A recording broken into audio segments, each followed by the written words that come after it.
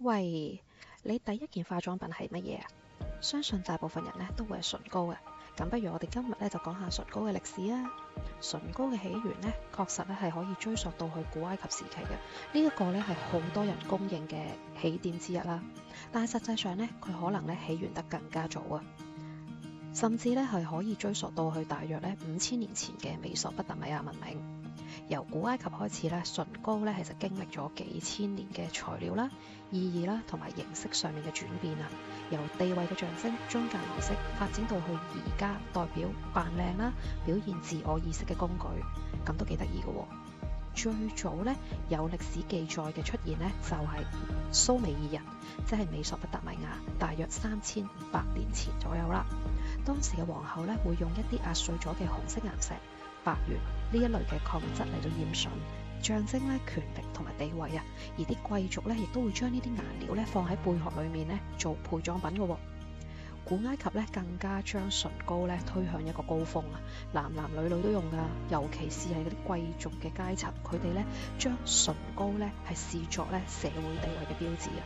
咁通常佢哋會用啲咩材料嘅咧？佢哋通常都會用紅赭石混合咗樹枝同埋樹膠去增加嗰個黏力啦同埋持久力啦，更加會加入咧一啲壓碎咗嘅胭脂蟲或者螞蟻。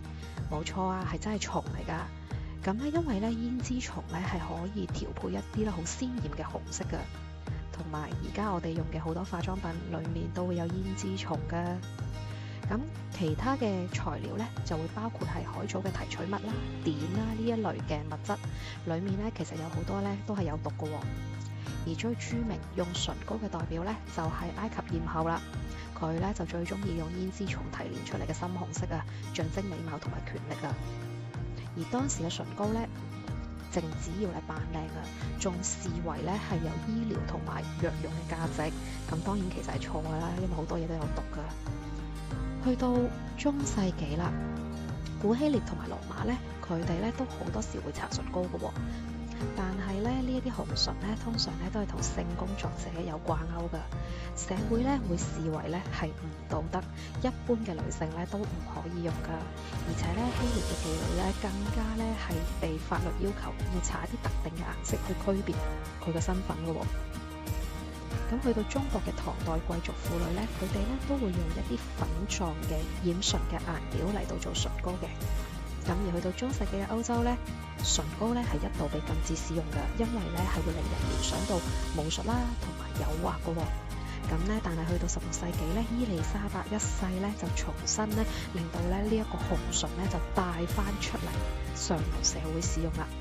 咁呢個時候咧開始咧就會出現一啲咧近代啲嘅配方，例如咧係蜂蠟啦，再加植物染料嘅。咁去到19世紀末咧，更加隨住科學嘅進步咧，唇膏慢慢就擺脫咗呢一啲有毒性嘅材料，轉向一啲比較安全嘅配方啦。喺1915年度啦，第一支管狀嘅唇膏咧就被發明到出嚟啦。更加之後咧，有一啲咧不脫色嘅唇膏咧誕生咗喎，但係真係因為太過唔甩色啊，所以咧被禁售喎。咁咧去到咧二戰時期咧，因為紅唇啊係被象徵為咧勝利咁嘅意思啊，所以咧當時咧就算物資幾短缺咧，個社會都係鼓勵民眾使用嘅喎。